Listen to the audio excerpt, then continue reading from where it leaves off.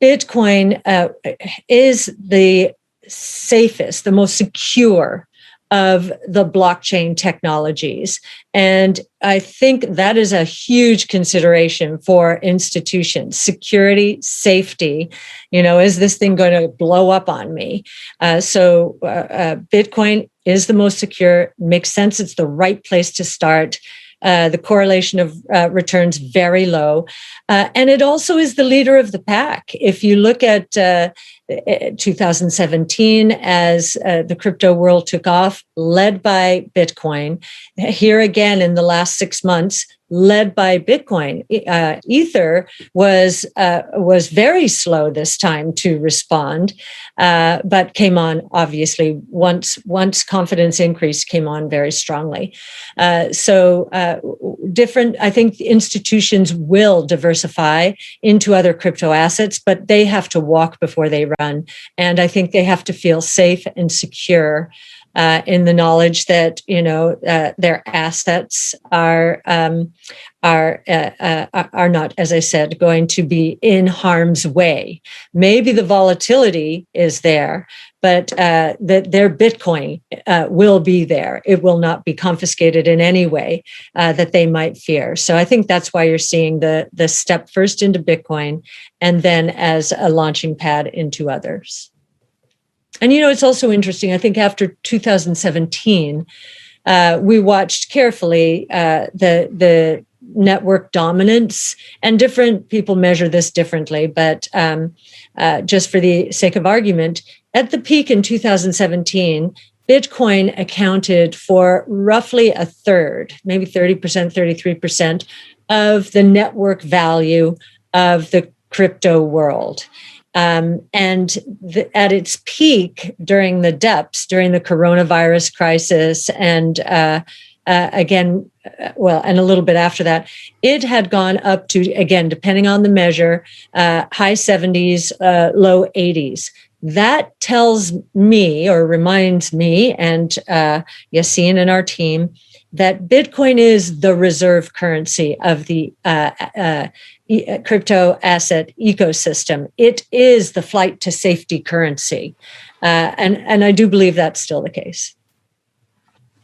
But can I just say something? Because I think you guys will enjoy this, okay? And what Cathie said, not only do I agree with, but for people in the crypto space, it felt like Bitcoin was too boring for them about a month or two ago. And I'm like, oh my God. I mean, compared to the institutions I deal with, Bitcoin is the hot tamale. But there are coiners out there. They think, oh, Bitcoin, that's the reserve currency of crypto. You see what I'm saying? My point is, we have so far to go in terms of the adoption. It is so early, guys. Yes. That's my message. Yeah, and I'd liken it, and Yassine wrote a white paper on it. It's on our site. And we took a look at how the ecosystem is likely to evolve. And I think we used, I think it was 1 million Monte Carlo simulations, just trying to figure out, okay, if institutions start moving in, where will they go? Well, they'll tiptoe in. A Mass Mutual, I guess, was $100 million for their general account, which is it's probably 0.002% of their general account. So that's really tiptoeing in, and just gives you a sense of how far we have to go.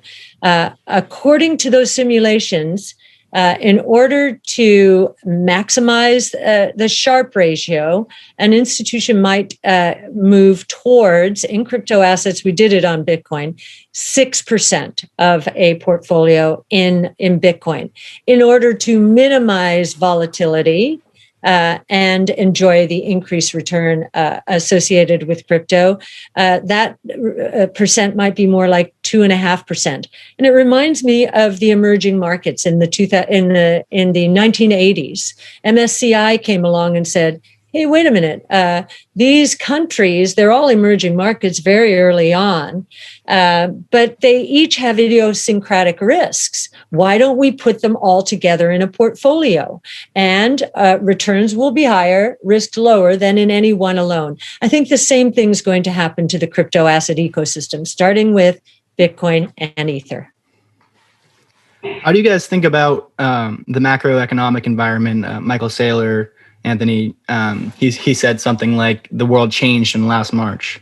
And like, how do you think about, real yields? Some people call it the everything bubble, where returns on sovereign debt are negative. And I feel like this is kind of a driving force for Bitcoin adoption, central bank liquidity, just kind of driving up all assets. What are your thoughts on Bitcoin as a risk on versus risk off asset, how that might evolve, and really just the macroeconomic environment in general? So to be clear, it's probably perceived right now as a risk on asset.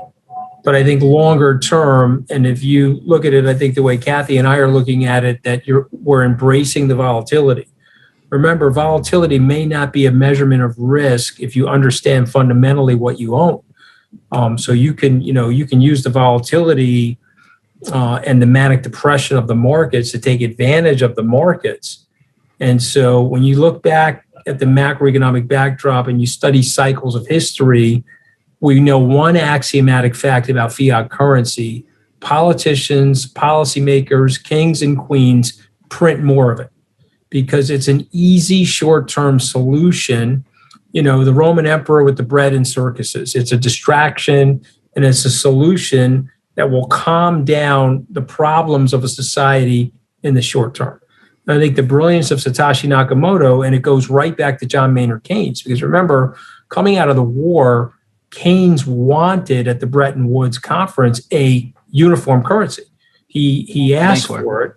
It didn't become politically expedient to have it. And of course, the dollar supremacists at the table didn't want that. They were just feeling their oats as the dollar was taking its force as the global reserve currency. But Cathie pointed out, if you're going from $4.5 trillion of dollar volume to $7.5 trillion of dollar volume, my friend Ross Stevens at NYDIG puts it better than everybody.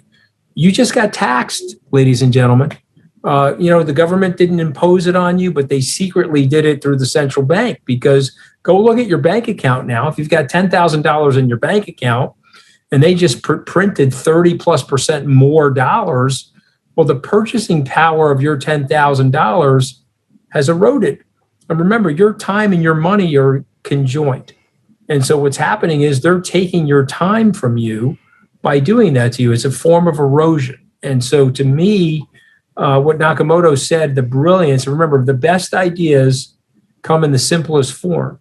What he's basically saying to you is, if you can create this decentralized situation and the money actually becomes stable and cannot be affected by policymakers or politicians, it will have a remarkably positive effect on the world. Now, I'm going to show you guys something that I stole from Jack Dorsey. Okay, you want to see it? This is my Bitcoin clock, right? I had Bitcoin envy, block clock envy, when I saw him testifying and saw this behind, so I bought it, right? And so what does it say on here? And Cathie, you two guys are too young to be impressed by this, but Cathie knows how old I am. I'm going to read this without my bifocals, okay? Just to show you how, okay? What does it say on this clock? If you don't believe it or don't get it, I don't have the time to try to convince you. Sorry, Satoshi Nakamoto. And so when you step back and look at the macroeconomic backdrop, if you understand that white paper, you have to be in Bitcoin. It is a part of your risk management for the future, as opposed to a risk on asset.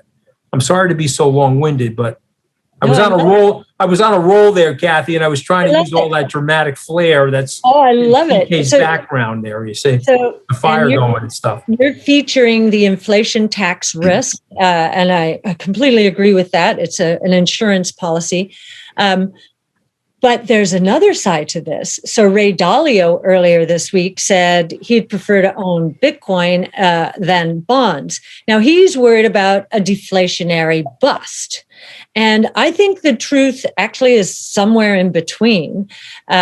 He is worried about the counterparty risk that is going to occur because of a deflationary bust in the global ecosystem. So think about it. We're talking about a hedge against inflation and a hedge against deflation. That's pretty good.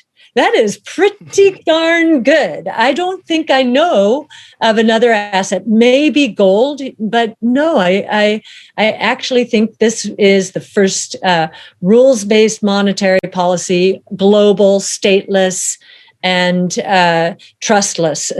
So I think we're on to a completely different animal here, and it's pretty exciting.